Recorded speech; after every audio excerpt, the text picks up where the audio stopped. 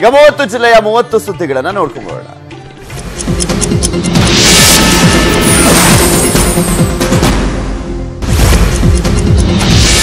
ಬಂಡೀಪುರ ಹುಲಿ ರಕ್ಷಿತಾರಣ್ಯದಲ್ಲಿ ಬೆಂಕಿಯ ರೌದ್ರಾವತಾರ. ಅರಣ್ಯ ಸಿಬ್ಬಂದಿ, ಅಗ್ನಿಶಾಮಕ ದಳದ ಹಾಗೂ ಸ್ವಯಂ ಸೇವಕರಿಂದ ಸತತ ಕಾರ್ಯಾಚರಣೆ. ಅರಣ್ಯ ರಕ್ಷಣೆಗೆ ಕೈ ಜೋಡಿಸಿದ ದುನಿಯಾ ವಿಜಿ.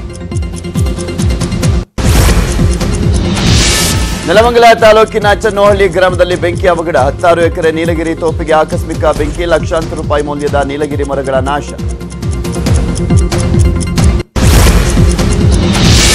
ಮಂಡ್ಯ ಜಿಲ್ಲೆಯ ಕರಿಘಟ್ಟ ಹಾಗೂ ಬೆಳ್ಳಿಬೆಟ್ಟದ ಕಾವಲ್ ಅರಣ್ಯ ಪ್ರದೇಶಕ್ಕೆ ಬೆಂಕಿ. ಪ್ರಾಣಿ ಪಕ್ಷಿಗಳು ಬೆಂಕಿಗಾಹುತಿ. ಬೆಂಕಿ ನಂದಿಸಲು ಅಗ್ನಿಶಾಮಕ ಸಿಬ್ಬಂದಿ ಹರಸಾಹಸ.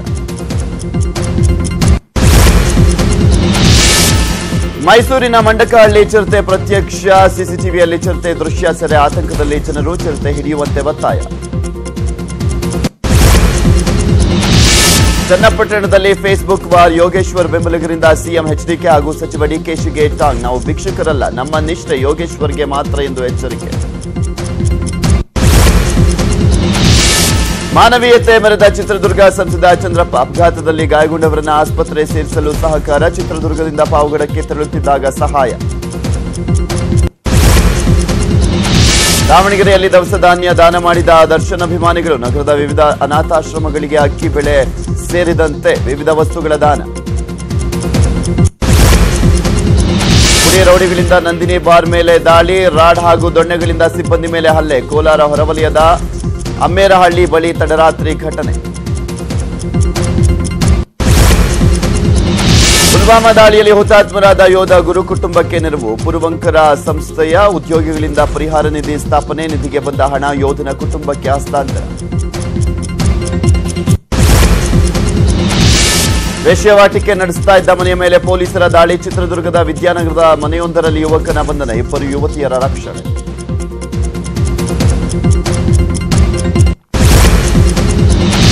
ದೊಡ್ಡಬಳ್ಳಾಪುರದ ಅಂಬೇಡ್ಕರ್ ಪ್ರತಿಮೆ ಬಳಿ ಅಪರಿಚಿತ ಶವ ಪತ್ತೆ. ಸರ್ಕಾರಿ ಆಸ್ಪತ್ರೆಗೆ ಮೃತದೇಹ ರವಾನೆ. ಮೃತರ ಗುರುತು ಪತ್ತೆಗೆ ಪೊಲೀಸರ ಮನವಿ.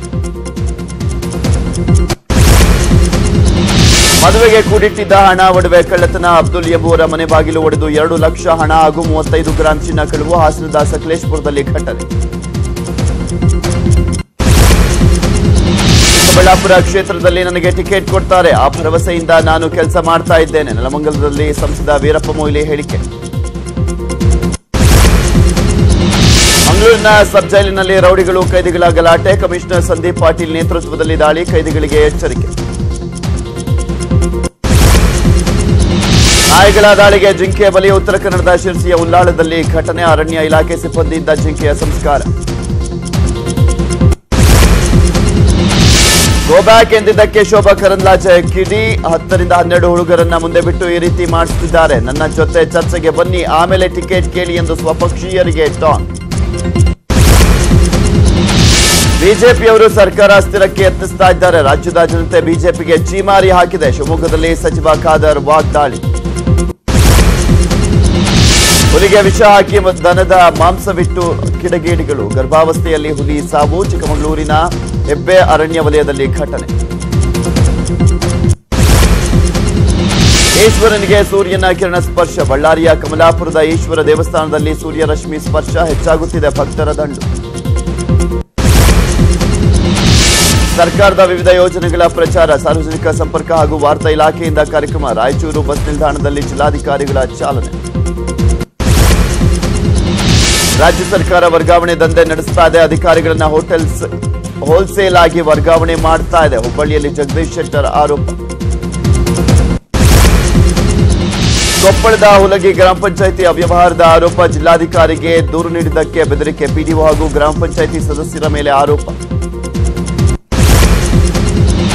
ಶಾಸಕ ಉಮೇಶ್ ಜಾಧವ್ ಬಿಜೆಪಿ ಸೇರ್ಪಡೆಗೆ ಬಂಜಾರ ಸಮುದಾಯದ ಗ್ರೀನ್ ಸಿಗ್ನಲ್. ಕಾಳಗಿ ಪಟ್ಟಣದಲ್ಲಿ ಸೇವಾಲಾಲ್ ಜಯಂತಿ. ಬಿಜೆಪಿ ಮುಖಂಡರ ಜೊತೆ ಜಾಧವ್ ಫೋಟೋ.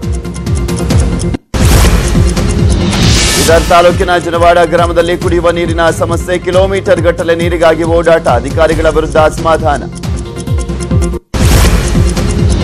ನ್ಯಾಯಮೂರ್ತಿ ಸದಾಶಿವ ಆಯೋಗದ ವರದಿ ಅನುಷ್ಠಾನಕ್ಕೆ ಒತ್ತಾಯ. ಲೋಕಸಭೆ ಚುನಾವಣೆಗೂ ಮುನ್ನ ಘೋಷಣೆಗೆ ಒತ್ತಡ. ಬೆಳಗಾವಿಯಲ್ಲಿ ಮಾದಿಗ ಮೀಸಲಾತಿ ಹೋರಾಟ ಸಮಿತಿ ಆಗ್ರಹ. ಕರ್ನಾಟಕದ ಎಲ್ಲ 28 ಕ್ಷೇತ್ರಗಳಲ್ಲಿ ಶಿವಸೇನೆ ಸ್ಪರ್ಧೆ. ವಿಜಯಪುರದಲ್ಲಿ ಶಿವಸೇನೆ ರಾಜ್ಯಾಧ್ಯಕ್ಷರ ಘೋಷಣೆ.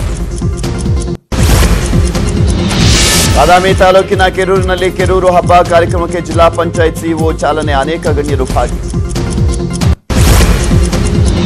ಯಾದಗಿರಿ ಜಿಲ್ಲೆಯ ಸೈದಾಪುರದಲ್ಲಿ ಶಿವಾಜಿಯ 392ನೇ ಜಯಂತಿ. ಶಿವಾಜಿಯ ಮೂರ್ತಿಯ ಮೆರವಣಿಗೆ. ಯುವಕರಿಗೆ ಉಪನ್ಯಾಸ. ಹೋರಿ ಬೆದರಿಸುವ ಸ್ಪರ್ಧೆ ವೇಳೆ ಯುವಕ ಸಾವು. ಸ್ಪರ್ಧೆ ನೋಡಲು ಬಂದಿದ್ದ 30 ವರ್ಷದ ಅರುಣ್ ಪ್ರಕಾಶ್ ಅಗಸನಹಳ್ಳಿ ಸಾವು. ಹಾವೇರಿ ಜಿಲ್ಲೆ ಬ್ಯಾಡಗಿ ತಾಲೂಕಿನ ಮಾಸಣಗಿಯಲ್ಲಿ ಘಟನೆ. ಬಲಾಢ್ಯರಿಂದ ದಲಿತರ ಮೇಲೆ ದೌರ್ಜನ್ಯ. ಕೇರಳ ಮಾದರಿಯಲ್ಲಿ ಪರಿಶಿಷ್ಟರ ಪಟ್ಟಿಗೆ ಆಗ್ರಹ. ಕೇಂದ್ರ ಸರ್ಕಾರಕ್ಕೆ ಮಾದಿಗ ಸಮುದಾಯದ ಒತ್ತಡ.